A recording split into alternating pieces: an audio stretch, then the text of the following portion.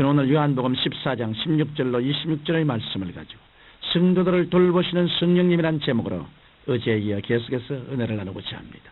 이 세상에 사는 사람들은 누구든지 보이지 않는 하나님의 손길과 인간 사회의 보살핌 속에서 자라나고 생활해가고 있습니다. 그 누구도 인생을 순수히 자력으로 개척하여 현재의 자기가 되었다고 자부할 사람은 없을 것입니다. 사람은 태어날 때부터 결코 스스로 태어나지 못합니다. 또한 태어난 후에도 부모와 주위 사람들의 도움이 없이는 결코 살아갈 수 없습니다.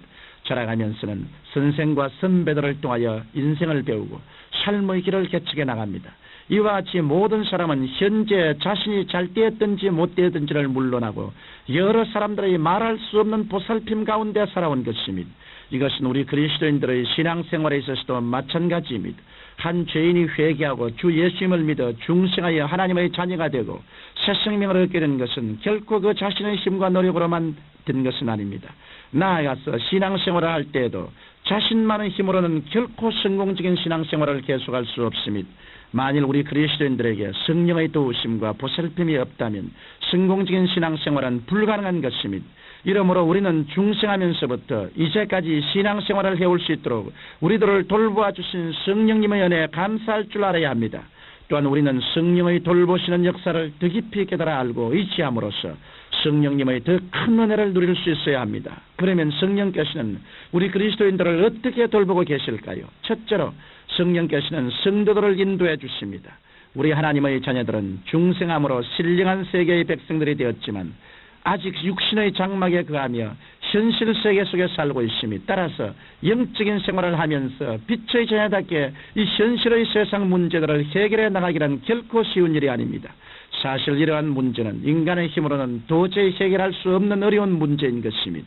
그러나 성령께서는 하나님이시기 때문에 능히 이 문제들을 해결해 주시며 성도들을 승리의 생활로 인도해 주십니다. 그러면 우리가 성령님의 인도를 받으려면 어떻게 해야 할까요?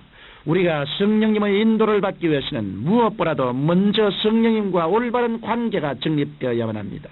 성령님과 올바른 관계를 가진다는 것은 우리가 성령님을 삼위일체의 삼위 되신 하나님으로 인정하고 환영하고 모셔드리며 의지하는 일을 말합니다.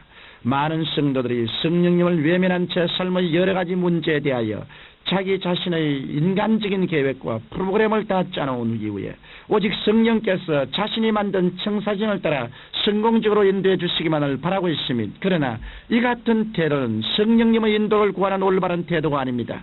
성령님을 하나님으로 인정하고 모셔드리는 사람이라면 마땅히 삶의 주도권을 완전히 성령님께 맡기고 성령님의 인도를 구해야 하는 것입니다. 그런데 수많은 성도들이 이러한 사실을 깨닫지 못하고 여전히 만악의 뿌리인 아집을 부둥켜쥐고 성령님의 인도하심을 자신의 축복의 수단으로 이용하려고만 하고 있습니다.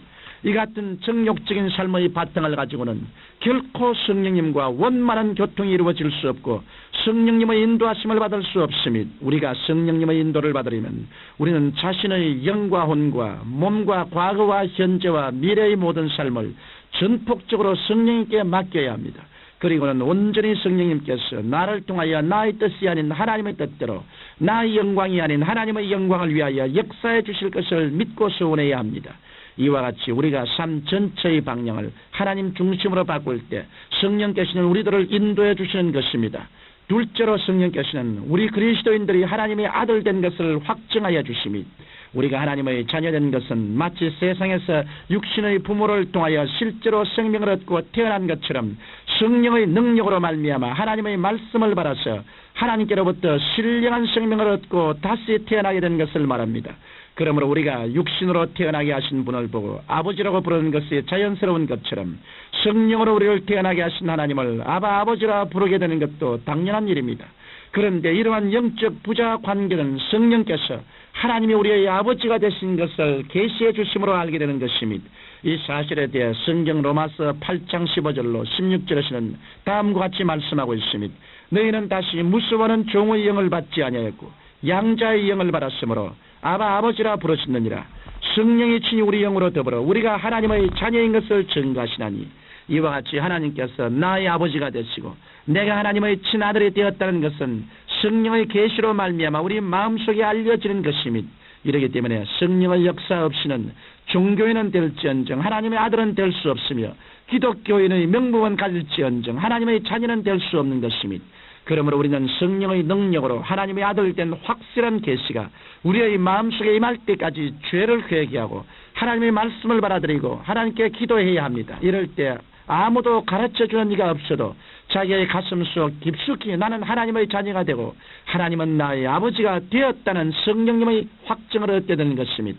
셋째로 성령께서는 신자들의 연약함을 도와주십니다. 성경 로마서 8장 26절에는 이와 같이 성령도 우리 연약함을 도우시나니 우리가 마땅히 빌 바를 알지 못하나 오직 성령이 말할 수 없는 탄식으로 우리를 위하여 친히 간구하시니라고 말씀하고 있습니다.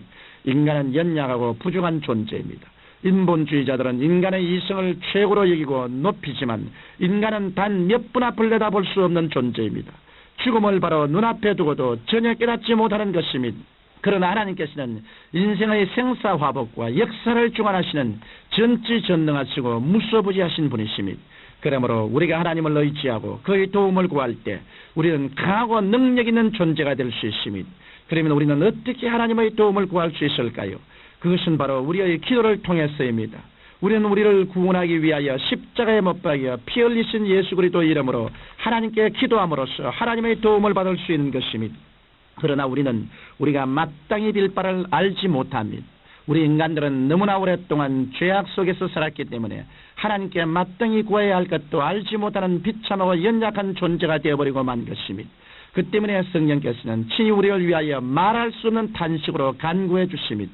성령께서는 우리의 연약함을 깊이 탄식하시고 우리의 심령 속에서 친히 기도해 주심으로 우리의 구원을 확고하게 하시며 강하고 담대하게 이 세상을 살아갈 수 있도록 붙잡아 주시는 것입니다. 청취자 여러분, 성령님의 돌보심이 없는 신앙생활에는 결코 상상조차 할 수 없습니다. 다만 중요한 것은 여러분이 얼마나 성령님의 도우심을 받고 있느냐 하는 것입니다. 자녀가 부모를 의지하듯이 하나님의 자녀가 하나님을 의지하는 것은 당연한 일입니다. 그러므로 성령님을 의지하고 성령님의 돌보심을 바라고 간구하십시오. 그래서 여러분을 인도해 주시고 하나님의 자녀가 된 것을 확증해 주시며 여러분의 연약함을 도와주시는 성령님의 역사가 여러분의 삶 속에 충만히 나타나게 되시기를 주님 이름으로 축원합니다.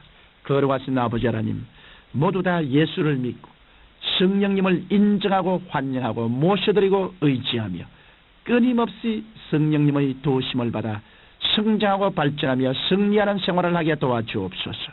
예수님 이름으로 기도드립니다. 아멘.